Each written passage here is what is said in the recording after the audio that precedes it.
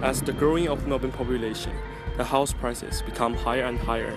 In consequence, Melbourne government realized a serious social problem, which is housing shortages, so they start to consider and try to solve the problem. However, one of the solutions they have made is dismantling the Melbourne Cricket Ground in order to provide residential demand. This video is going to prove the importance of MCG and why MCG should not be removed. Today, we will go through 4 main reasons to why MCG is not considered developed to residential using. First of all, Jack will talk about the social reasons. Then Jimmy will talk about the political reasons. Moreover, Nate will talk about the economic reasons. Finally, I'm going to talk about the physical reasons. Socially, the MCG plays a pivotal role in Melbourne's sporting culture. For instance, social memberships like the MCC allow members to interact with other members through their own section seating, amongst other privileges like dining events, privileged ticketing and special offers. This mostly applies to cricket and AFL, as AFL individually clubs have their own membership, but the MCC is a membership initiative created by the MCG to promote social interaction and also promote larger attendances. Club memberships, for instance Richmond, who have their membership at the MCG, offer memberships to their fans to interact with each other.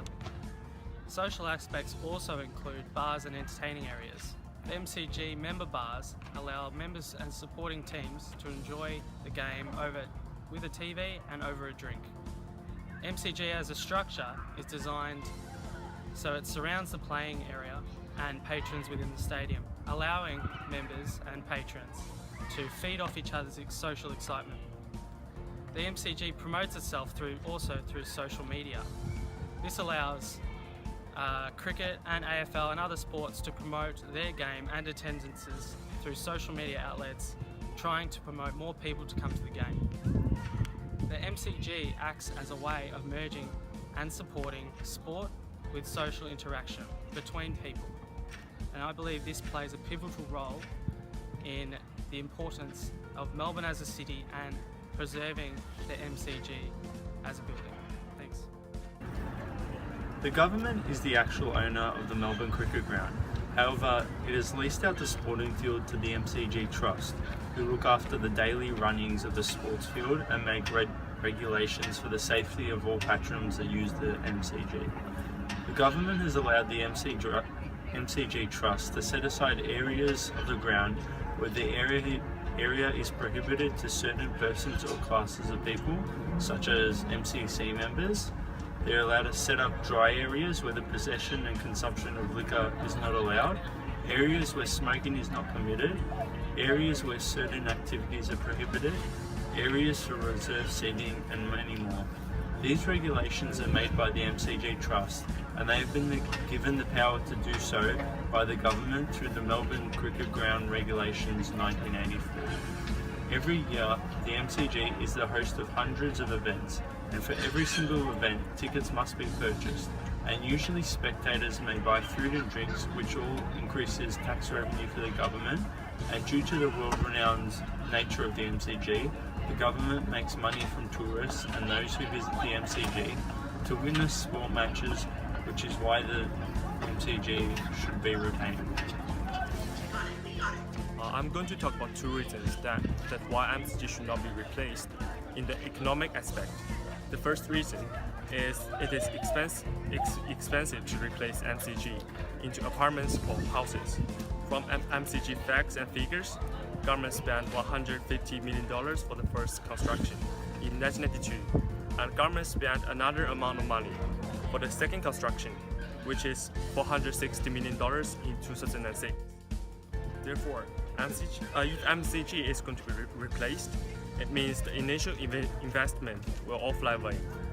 In addition, dismantling MCG also means lots of related facilities need to be dismantling as well, such as the MCG Museum and the park around MCG.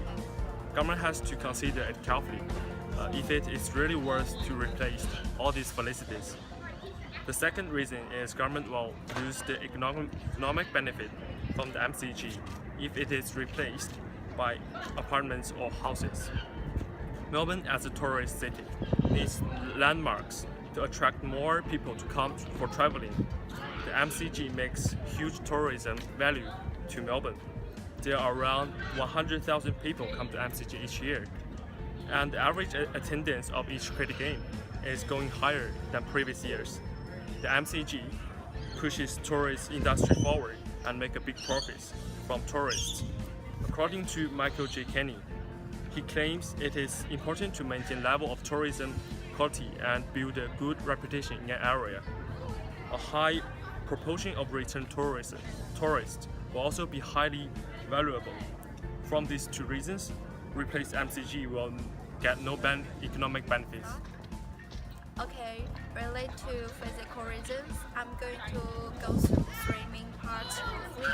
First of all, the MCG as a sports stadium, its main function to establish is to offer a place to play cricket. Actually, playing cricket is quite important for Australians' life. Thus, building sports stadium is necessary. Furthermore, the MCG has a good performance in this area.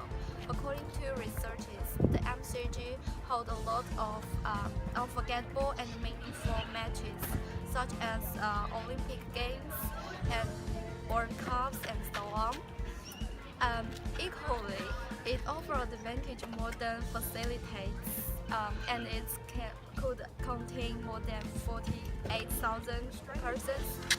The second one is related to the location of it. It is located at Zhou, which near the Yarra Park. Actually, the MCG is quite concentrated under the Australian government. After several redevelopments during 150 years, the MCG is really important for Melbourne transport. There are 2 train stations and 3 tram routes to the MCG, and also offer taxi service and offer car parking and bicycle storage. Moreover, it is worth to mention that there are 2 pedestrian bridges, which are the William Brick Bridge and the Road Level Arena Footbridge. Thus, the MCG cricket ground can consider being a joint to link Melbourne's excellent sports and entertainment location with the center of the city. Finally, the Melbourne cricket ground absolutely creates positive effects to surrounding environments. The first benefit is promoting air quality. As we know, plants are useful for cleaning air in the MCG. The manager planted a lot of grass, and on the other hand, there is a tree planting mentioned in the Yarra Park plan. It's described that should maintain and underpin large construction planned adjoining the boundary of the Melbourne cricket ground. Thus, the MCG has a benefit for the surrounding environment. Thanks. To summarise, the MCG should be retained due to a variety of reasons. Socially, the MCG plays a pivotal role in Melbourne's sports culture, acting as a place where supporters of sports can socially interact with each other through social memberships, club memberships and more. The government has also put a lot of control into the MCG Trust, allowing them to make regulations that they think will benefit patrons of the MCG. Economically, the MCG should be retained as it is too large an investment to simply demolish, and the value that it adds to Melbourne due to tourism.